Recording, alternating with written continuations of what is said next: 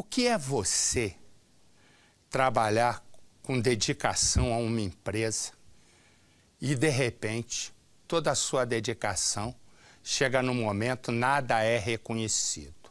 Você aí vai tentar na justiça os seus direitos. Consegue. E o patrão não concorda. Este rapaz que você está vendo chama-se Fernando. Põe a imagem para mim, por favor. Repara o circuito. O carro que está passando é o carro do ex-patrão dele. Fernando está dirigindo o carro e o carro que vai seguindo. O ex-patrão vai chegar perto de Fernando. E a partir daí, começa uma história muito comum. Mas, nesse caso, o patrão não quis pagar o que, olha ele aí, o que o rapaz tinha direito, como ele foi cobrar a vida do ex-funcionário. Para isso ele contratou um matador de aluguel. Como tudo aconteceu, eu volto já já. Mas como eu ia dizendo, Fernando trabalha por quase um ano na empresa de reciclagem de lixo, de reciclagem de tudo, de um sujeito chamado Carlos Henrique. Quando ele foi sair, ele não recebeu absolutamente nada. O que ele fez? Ele entrou na justiça, porque era o jeito dele receber alguma coisa. A indenização chegou a quase 50 mil reais. O ex-patrão não aceitou a história e prometeu vingança. Põe a imagem para mim. Repara, esse carro que a gente vai ver agora é o carro do ex-patrão rondando. Esse caminhão é o caminhão que agora Fernando trabalha como motorista. E logo depois passa o carro do ex-patrão. Depois já tinha acontecido o crime.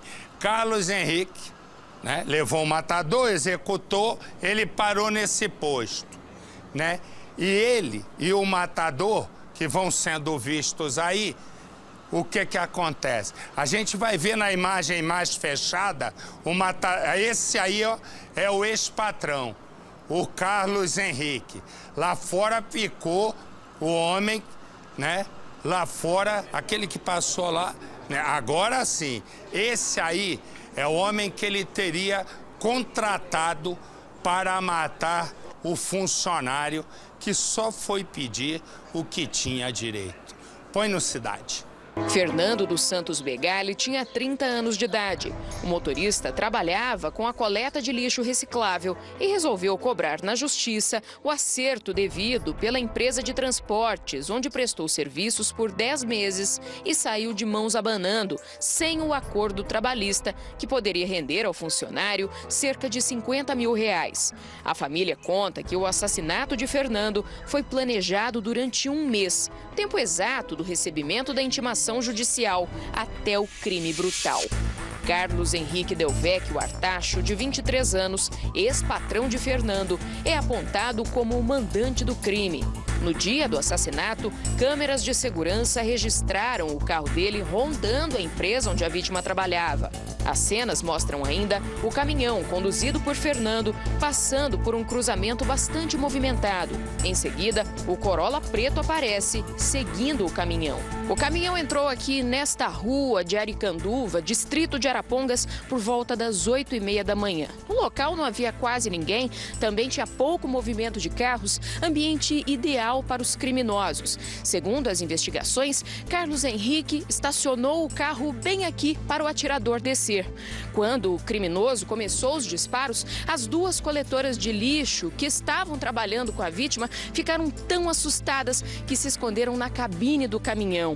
O veículo pesado ficou desgovernado porque o motorista já estava morto e foi parar aqui neste matagal. 10 tiros foram disparados, 7 atingiram Fernando. Depois do crime, o Corolla aparece em um posto de combustível de Arapongas. Carlos Henrique, também conhecido como Kaique, cumprimenta o gerente e conversa como se não tivesse acontecido absolutamente nada. É possível ver também o atirador descendo do carro. Ele abana o tapete do veículo, ajeita a calça e amarra o sapato. Em seguida, Kaique entra na loja de conveniência, conversa com alguns funcionários, mas deixa transparecer o nervosismo. O jovem anda de um lado para o outro, inquieto. O pistoleiro, que ainda não foi identificado pela polícia, aparece pegando uma água na geladeira e sai da loja. Depois disso, nenhum dos criminosos foi mais visto na região. O delegado garante que colocar a dupla atrás das grades é só uma questão de tempo. Um jovem bonito, rico, bem-sucedido. Mas a polícia garante que o histórico de Carlos Henrique é pra lá de obscuro. Eu tenho uma passagem aqui na delegacia por receptação de carga roubada em dezembro do ano passado. Ele era realmente uma pessoa que gostava de andar armado, uma pessoa que gostava de resolver as coisas da maneira dele, ou seja, com uma certa violência e truculência. A polícia ressalta ainda que o motivo fútil para tanta crueldade agrava ainda mais a situação dos acusados, que devem responder por homicídio qualificado. Enquanto os criminosos continuam foragidos, a família de Fernando tenta conviver com a falta do ente querido e com a impunidade. Ele acabou com a minha vida, com a minha família. Eu só quero a justiça, que a justiça seja feita. É uma banalidade isso daí, a vida parece que não tem mais sentido, não tem mais valor para as pessoas. O cantil, o berrante e um binóculos, objetos de estimação da vítima, continuam pendurados na parede da casa. No quarto, a viúva faz questão de manter tudo como Fernando deixou. As roupas, os perfumes, nada foi mexido. Angélica conta que a sensação é que a qualquer momento o companheiro com quem conviveu durante 6 anos vai chegar em casa. Sentimento parecido tem a mãe do motorista assassinado. Dona Ivanil carrega a foto de Fernando como se estivesse protegendo o filho mais velho. As lembranças doem ainda mais porque Fernando morava em frente à casa dela. A gente via ele desde de manhã, hora do almoço, à tarde, à noite ele não vinha para casa dormir se não fosse lá pedir bênção para a mãe, para o pai, né? Levava a filha, então para nós está sendo muito difícil. Parece que qualquer hora ele vai chegar, ele vai voltar, ele vai me chamar, né? Então, para mim ainda ele tá viajando. Para Angélica, o mais difícil é tentar explicar para a filha de 5 anos o que aconteceu com o pai.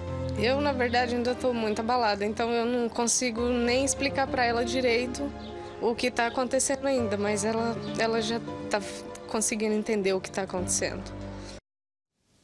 E deve ser duro agora. Que ponto, hein, Percy, que chega o ser humano?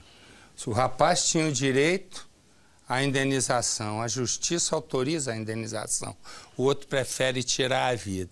Quer dizer, ele vai gastar muito mais do que 50 mil reais da indenização para pagar o advogado e ainda vai ser condenado. Quer dizer, o rapaz confiou na Justiça do Trabalho e o ex-patrão preferiu fazer a justiça própria, a justiça à bala. E o lamento da mulher, né, Marcelo? Eu quero justiça. O crime está em toda a esquina, a justiça mora mais longe, Marcelo. A justiça não está em toda esquina, a justiça mora mais longe. Não dá para você botar seu paletó, porque está ridículo.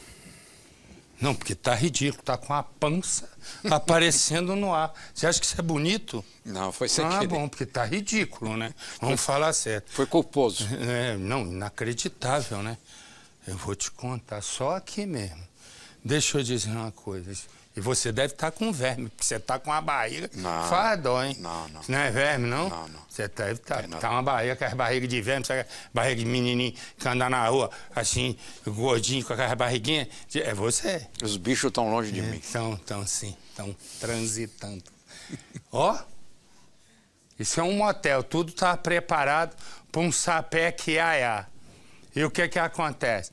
Era um marido que casualmente chamava-se Marcelo, com a ex-mulher. Eles foram, né? Tinham 2 filhos separados e ele estava tentando reatar o casamento. Sabe-se lá por que cargas d'água, né? Ele foi e conseguiu convencê-la a ir ao motel. E ele deve ter ido dizendo, agora vai ter sapé que aiá e vai ter tudo certo. O que aconteceu? De repente os funcionários do motel ouviram gritos e um tiro. Tudo fazia crer, né, que a coisa ia ser da pior espécie. Foi quase da pior espécie. Ele devia estar mesmo desesperado para reatar. Por que aconteceu? Ele deu uma coça na mulher, bateu nela e no final da história, quando viram aquilo, matou a mulher. Não. Ele bateu na mulher e depois ele tirou a própria vida. Isso é possível? Põe no Cidade.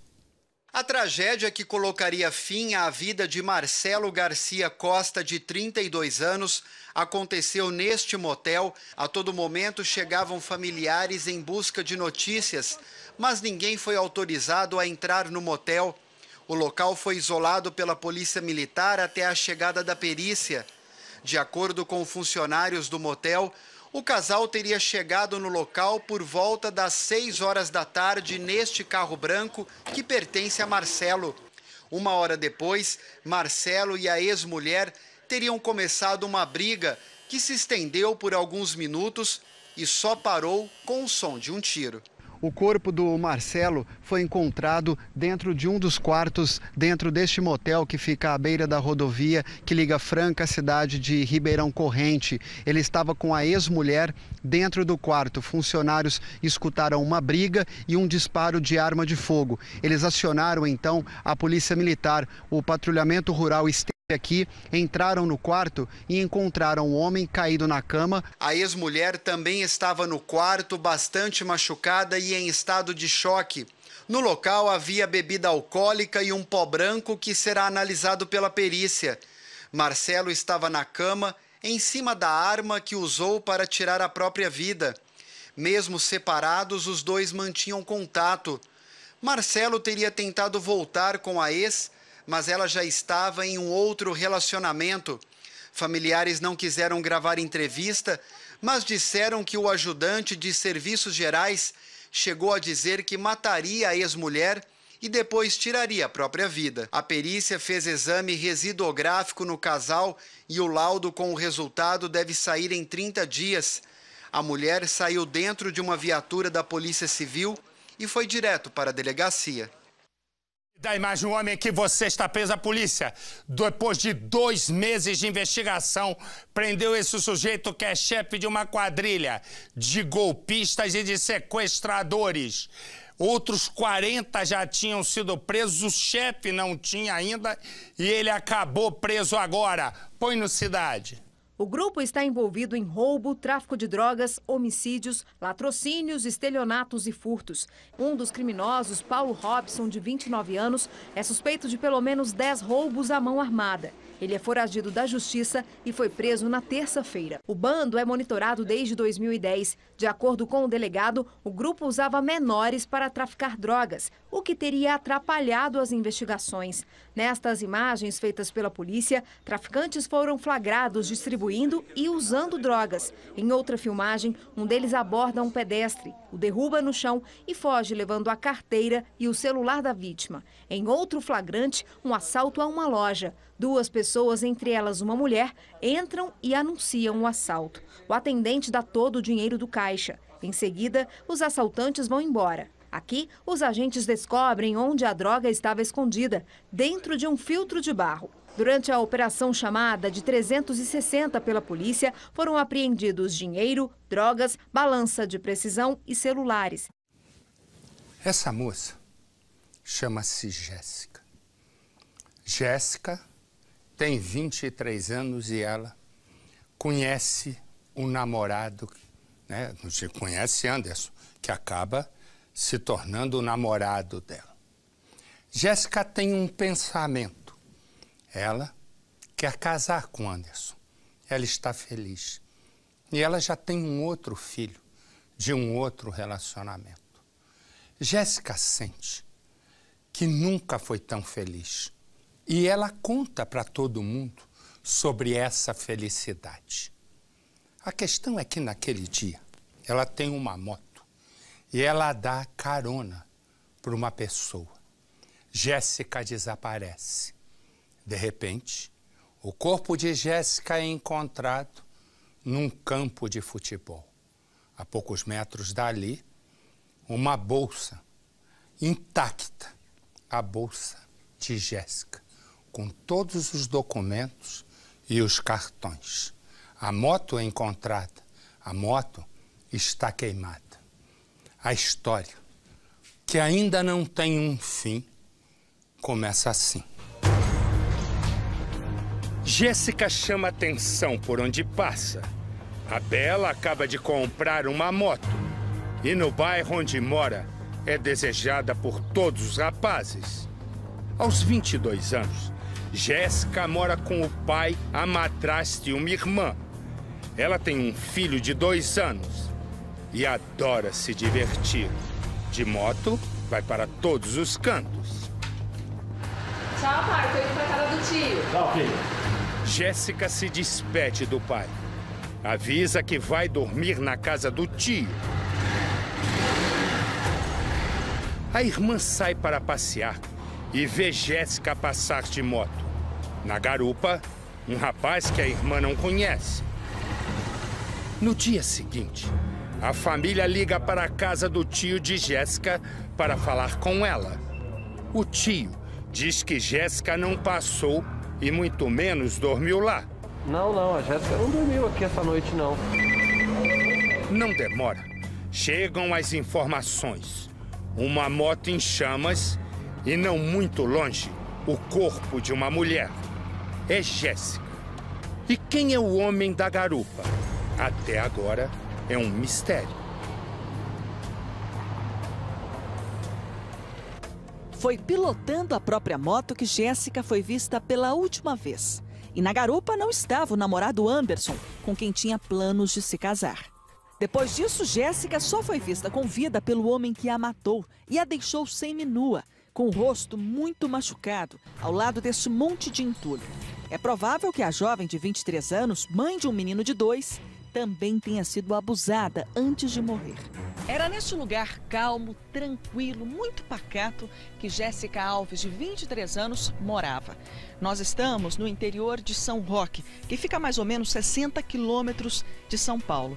Foi aqui que a jovem nasceu, cresceu e praticamente morava. Essa aqui é a irmã mais nova dela, a Vanille, e essa a tia, a Joana. É claro que todos aqui estão muito chocados, muito tristes, né, com tudo que aconteceu e ainda sem entender, né, Vanille? Sem entender, né, o que aconteceu, o que houve para eles fazerem isso com ela, né? A gente não sabe de nada ainda, né? Jéssica saiu de casa dizendo que iria dormir na casa de um tio, mas nem passou por lá. Foi nesse campo de futebol, aqui nesse campo de várzea, que o corpo de Jéssica foi encontrado. Eu pedi inclusive à dona Joana que ela nos acompanhasse até aqui para mostrar o local exato que o corpo da Jéssica estava. Só para que os telespectadores entendam, né, dona Joana, esse bairro aqui fica mais ou menos o quê? Uns 5 quilômetros, né, do sítio que vocês moram. É por aí. Mostra para nós lá exatamente onde é que o corpo dela foi encontrado. Naquela direção. A senhora teve aqui no dia? Tive. O corpo da Jéssica foi encontrado exatamente neste local aí que nós estamos mostrando. Ela estava usando apenas uma blusa de frio. A parte de baixo estava completamente nua. Usava tênis também. E os objetos pessoais dela, naquele sofá lá, dona Joana? Naquele sofá eu vi umas peças de roupa que foi assim, representavam um sutiã, né, que a gente não chegou perto para ver. Moradores da região perceberam a movimentação de um casal no terreno na madrugada do crime. Mas ninguém imaginou que se tratasse de algo tão grave. Sempre a gente vê movimento aí, namoro, coisa normal, né? Os casais vêm pra namorar, o pessoal entra aí no mato, usa droga. Então a gente é normal isso daí, né? Depois do crime, a moto de Jéssica foi encontrada completamente queimada. Quem fez isso com ela? E por que fez isso com ela? É um mistério, né? Ninguém sabe. Bonita, jovem, Jéssica gostava de sair e se divertir. Para ela, a vida era praticamente uma festa. Mas tudo isso parecia estar com os dias contados. Ela já tinha avisado o pai o seguinte: daqui pouquíssimo tempo, pai, eu vou morar junto com o meu namorado, com o Anderson. Então, assim, vocês já poderiam até tomar alguma providência com esse quarto, porque ela falou que iria embora da casa, ela queria seguir a vida dela. É, isso, ela falou, né? Tava até mudando, porque a casa que ela ia morar é aqui perto também, né? No sítio? É na beira do asfalto também ali. Aí já tava tudo arrumando já as coisas pra levar, né? E no fim nem deu tempo, né? Nem nada. Ou seja, o relacionamento tava bom, tanto que eles iriam viver juntos. Isso, iam viver juntos e... Além de ir morar com o rapaz que ela gostava de se casar, Jéssica também estava procurando trabalho. Ela queria um novo emprego para poder realizar todos os sonhos, para poder ajudar em casa, seguir a vida dela. Ali, ó, está o currículo que ela tinha feito há pouco tempo. A Débora, a madrasta, veio aqui para mostrar para nós algumas fotos e acabou mostrando para a gente o currículo. Tudo foi interrompido. Para a polícia, Jéssica pode ter sido morta por bandidos que queriam roubá-la. Mas a família não acredita nisso. Ao lado do corpo da Jéssica, as pessoas que encontraram lá, que descobriram o crime, encontraram também a bolsa que ela usava. Foi deixada bem ao lado do corpo? É, acho que estava deixada no sofá, que tinha um sofá velho lá, então acho que foi lá que deixaram. Podemos abrir para ver o que tem dentro? Aqui tá carteira, né? Escrevinho, Só isso que tinha aí. Também tinha o carregador, né, de celular, fone de ouvido. E você já tirou? É, que eu tirei, né. Na carteira, apareceu que tinha sido mexida? Não, nada mexido, tava fechado como tava normal. É, como a gente tá vendo aqui, ó, tem cartões, né, aqui, um cartão de conta, poupança, e tinha até um dinheiro, né, Vanilla, você falou, uma pequena quantia. É, uma pequena quantia, mas eu tirei também. A família suspeita que Jéssica tenha sido vítima de alguma vingança. Pra roubar não foi. Daí queimaram a moto, que foi a prova. Isso, e o celular que sumiu, né? Que também seria uma prova principal, né? Sem mãe há 3 anos e agora sem irmã, Vanille não sabe como vai ser daqui pra frente. É difícil, né? Porque agora saber que a gente não vai mais conversar com a pessoa, né? Tá ali perto da pessoa, é difícil pra gente, né? Dói muito. E o que dói mais é não saber quem é que fez isso, nem nada com ela, né? Deixa eu dizer uma coisa. Se o caso de Jéssica é um mistério, aqui não é um mistério. Uma adolescente de 14 anos disse pra mãe: mãe, papai abusa de mim. Sabe o que a mãe disse? Não acredito em você. A menina gravou e provou. E o pai já foi pra cadeia. Põe no Cidade. A vítima conta que as agressões aconteciam com mais frequência durante o dia, sempre que ela ficava sozinha com o agressor. Era de dia, aos finais de semana, sábado, domingo, assim, quando eu ficava sozinha em casa com ele. Eu ficava até com medo de ficar sozinha em casa com ele por causa disso. O vídeo foi levado ao Conselho Tutelar, que encaminhou a adolescente para um abrigo e prestou queixa contra o homem de 51 anos. Apesar de estar preso, não vamos mostrar o rosto do suspeito, que aparece de camiseta verde, para preservar a identidade da vítima. A coragem da garota impressionou até mesmo a polícia. O caso serve de alerta para outros jovens que sofrem esse tipo de violência em casa, da parte de quem deveria protegê-los. Epa! Epa! O que foi, ó? Ah, coitado, ó. Coitado. Sabe o que acontece? Vai, meu filho, acorda, TP. Encantou? É um cara. Vou dizer pra você uma coisa. O que você está vendo, né? Um travesti, evidentemente, né? E o que acontece? O travesti tinha uma pessoa que era encantado por ele, era um amor quase perfeito. Deu um rolo qualquer e o sujeito sapecou o travesti. Tem mais do homem? Se tiver, me dá aí, faixa. Ó, esse aí, ó, era o namorado do travesti, segundo a reportagem fala. Por que você matou, Ivan? Resumo, olha aí. Olha, olhou com um olhão. Falar? Aí o que aconteceu? Ele teria tido uma discussão com o travesti. Esse cara aí é conhecido como cigano. O cigano disse que teria, a informação da polícia é de que ele teria matado esse rapaz aí, ó. Vira aí, mostra a foto, Edu. Teria matado esse rapaz aí por ciúmes. Ciúmes. Exatamente, ciúmes. Põe no Cidade. Ivan Carlos Rodrigues Costa, de 34 anos, foi morto e enterrado em uma mata na periferia de Araçatuba. Terrível, terrível, terrível. Nossa família está abalada, acabada, acabou com a nossa família. Ivan Carlos era travesti e costumava ficar em uma rua conhecida como ponto de prostituição em Araçatuba. Como era de costume, ele saiu de casa no início da noite do dia 6 de setembro. No dia seguinte, a irmã acordou e encontrou a luz acesa. Alguma coisa de errado. Ivan, ao chegar em casa, sempre apagava a luz para avisar que estava em casa. A irmã foi até o quarto, ele não estava. A família acionou a polícia. Já sabia que alguma coisa tinha acontecido com ele, porque ele nunca dormiu fora de casa. Nunca ficou longe da família. Nunca, nunca, nunca dormiu fora de casa. Após uma grande investigação, a polícia chegou até o principal suspeito.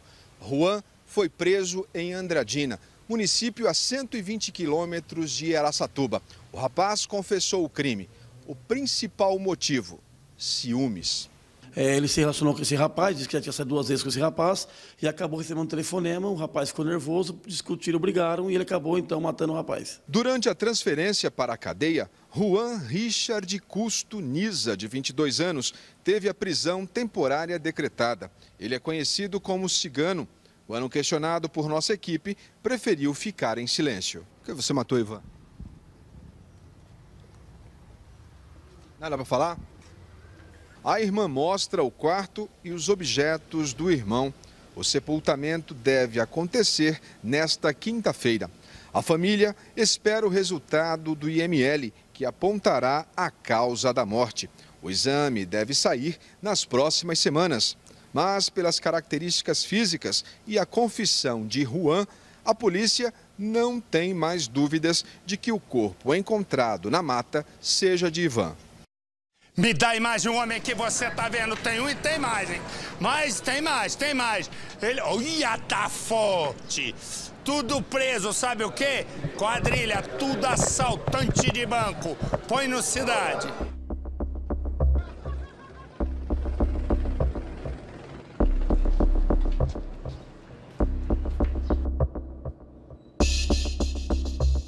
As imagens mostram a chegada dos criminosos. Eles vão até a porta giratória que estava travada, mas os bandidos forçam até conseguirem entrar. Dentro da agência, eles renderam 4 funcionárias. Elas ficaram reféns por cerca de meia hora. Na imagem, dá para ver as vítimas sendo feitas de escudo, momentos antes do grupo se entregar para a polícia. Pegou e desceu comigo até o quartinho e pediu para mim trocar, vestir o uniforme e ficar como se eu estivesse trabalhando na agência. Eles pegaram as munições todas das armas, das 3 armas, e eu voltei para o meu posto e fiquei lá em pé como se eu estivesse trabalhando.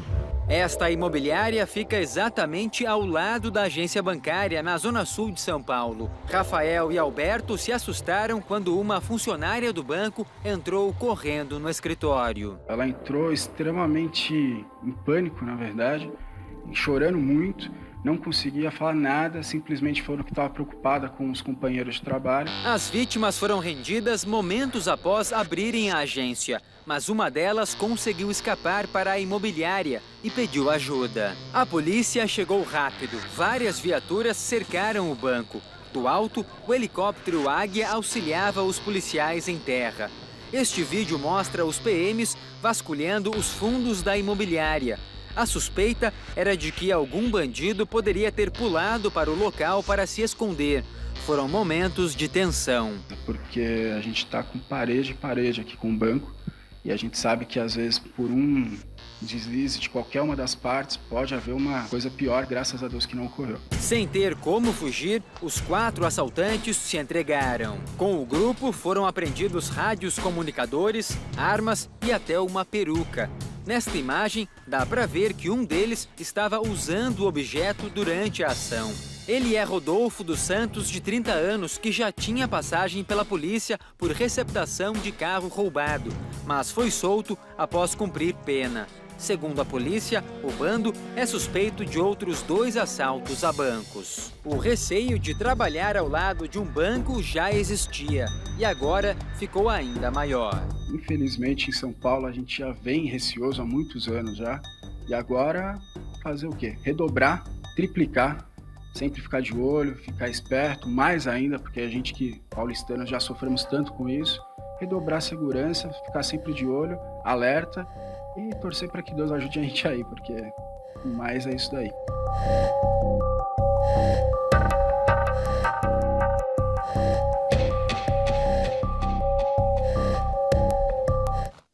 Deixa eu ir correndo no helicóptero, me dá a imagem. Nesse momento, repara, a polícia invadiu um ônibus que tá pegando fogo. Repara que tem tiro no vidro do ônibus, é isso?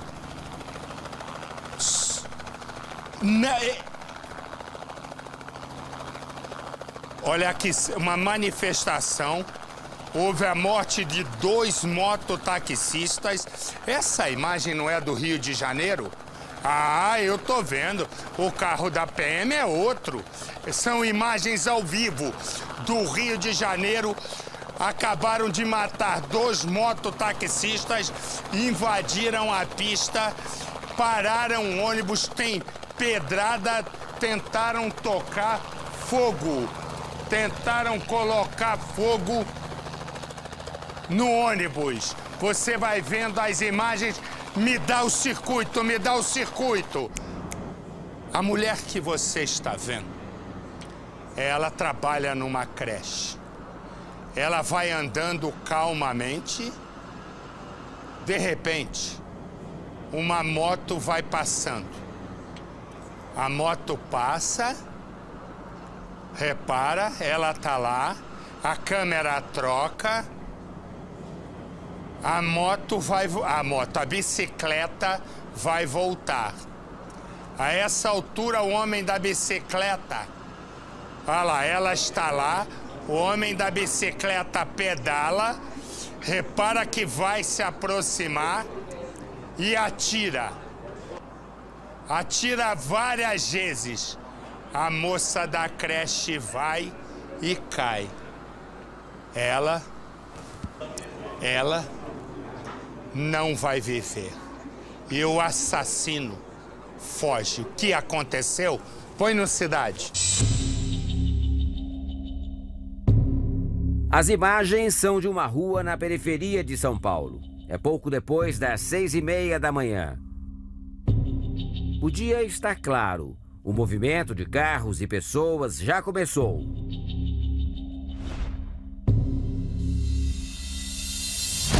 Um homem de bicicleta se aproxima e dispara 5 tiros contra uma mulher. Várias câmeras de segurança registram tudo. A vítima é a inspetora de creche Rosimeire Souza Santos, de 48 anos. Ela morreu no local, a poucos quarteirões de casa. Pelas câmeras, é possível acompanhar todo o trajeto de Rosimeire naquela manhã. 6h40. Rosimeire sai de casa no horário de sempre. Vai pegar o ônibus para o trabalho. Mas naquele dia, Rosimeire está diferente. Dá para perceber que a inspetora está incomodada com alguma coisa. Por que será que Rosimeire caminhava pela rua e não pela calçada? Parecia sempre desconfiada. Olhava para trás, para os lados. Será que ela já tinha sofrido alguma ameaça? Ou era medo de caminhar pelos lugares por onde ela tinha que passar? Por exemplo, uma casa abandonada como esta.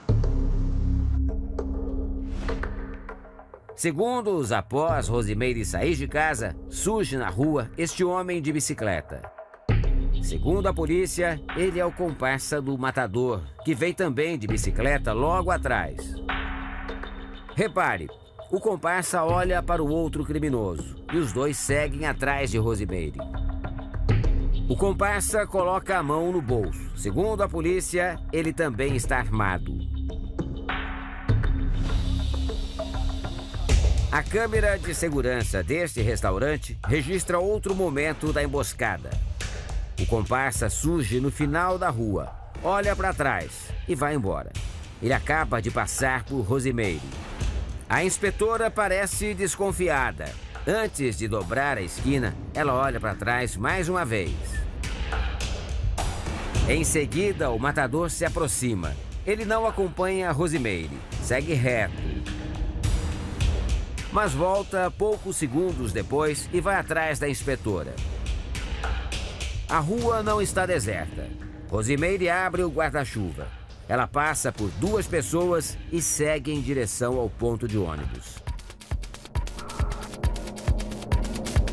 O matador se aproxima. Rosimeire, assustada, se vira. O homem faz o primeiro disparo. Ela ainda tenta reagir e leva mais 4 tiros. O criminoso esconde a arma debaixo da camisa e foge. Esta câmera registra a reação de 2 pessoas que ouviram os tiros e foram até a esquina. Assustados, eles saem correndo. Segundos depois, a mesma câmera registra a fuga do atirador. Rosimeire estava com uma bolsa, mas o homem fugiu sem levar nada. Um indício de que o objetivo do criminoso era apenas matar a inspetora. A câmera que gravou o crime fica a 50 metros de distância. Foi bem em frente dessa árvore. Ficou a marca de uma bala. Toda a vizinhança ainda está com bastante medo. Mas há testemunhas que ouviram Rosimeire pedir para não morrer. Você ouviu a voz dela? Ouvi. Falou assim, não, moço, por favor, moço. E em seguida já foi o primeiro disparo. Você ouviu alguma ameaça? Ouviu a voz dele? Não. Rosimeire estava no segundo casamento. Tinha uma filha e um neto. Mas a polícia ouviu familiares e descartou a hipótese de crime passional. O marido e o ex-marido não são suspeitos. Ela é uma pessoa extraordinária. Não tenho nada, nem meu filho que separou dela, não tem isso para falar dela. Não dá para entender, a gente não sabe.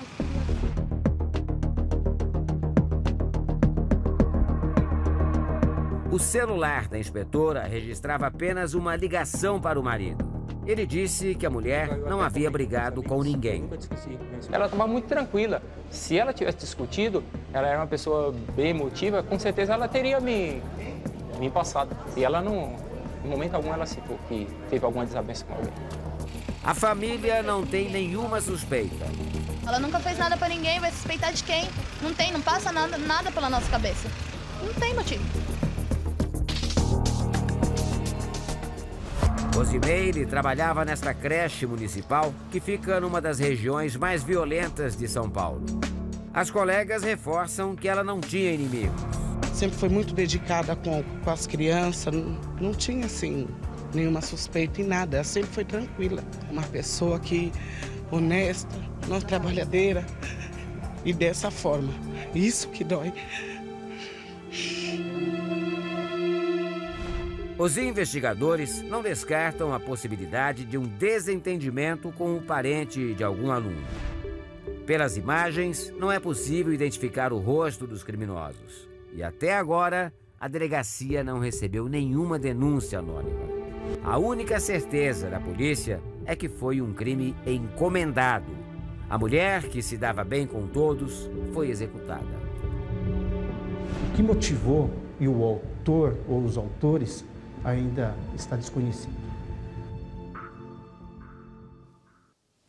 Deixa eu dizer, me dá a imagem aqui, ó, me dá a imagem do helicóptero.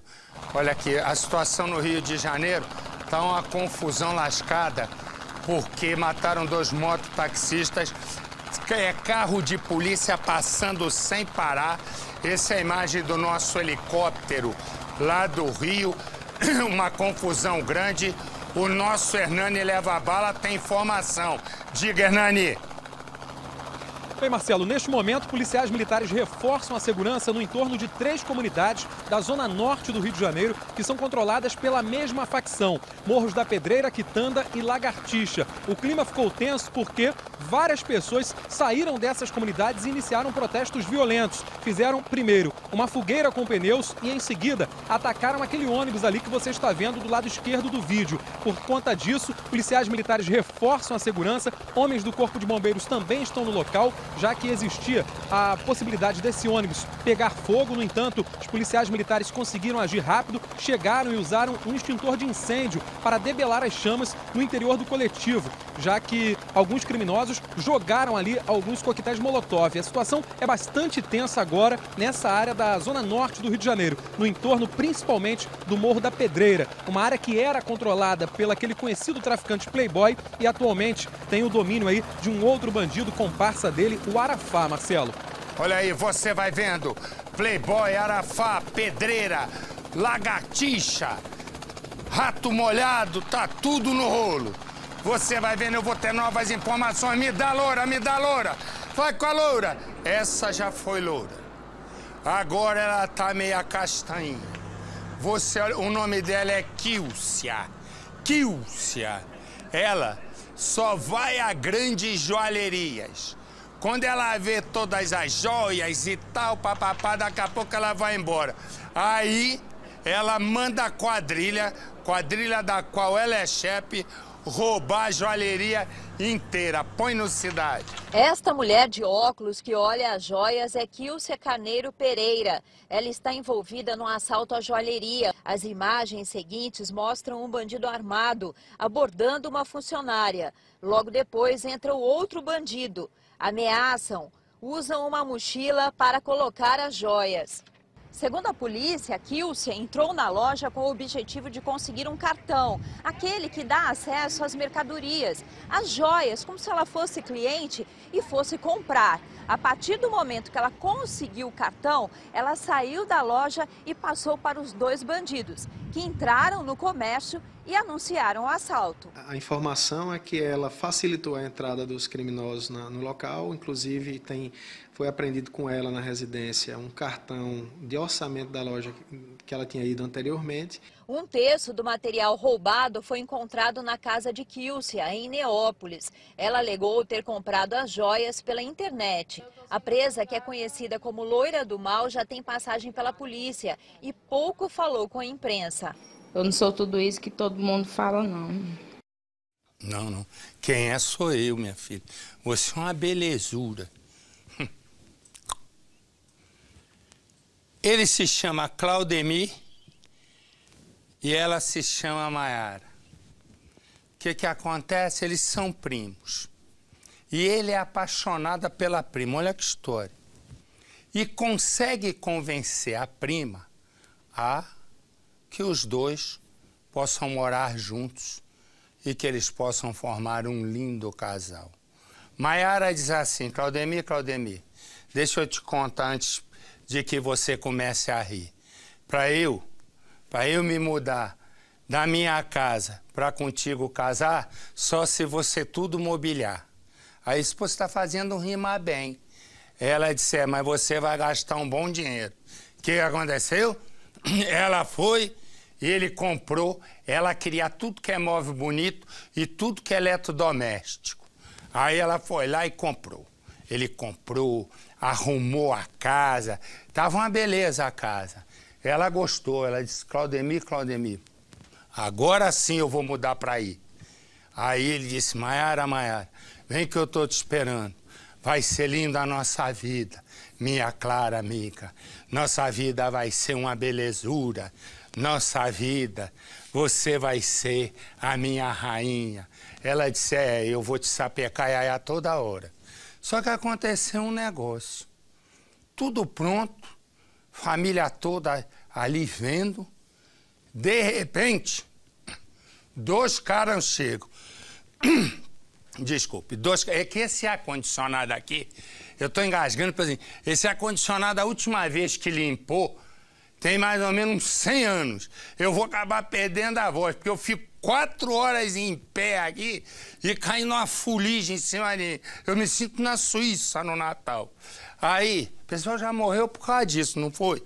Você não morreu por causa disso? Foi a causa mortis. Foi a causa quem? Causa da morte. Isso. O pessoal só fala em latim. O pessoal não é uma pessoa simples que nem eu e você.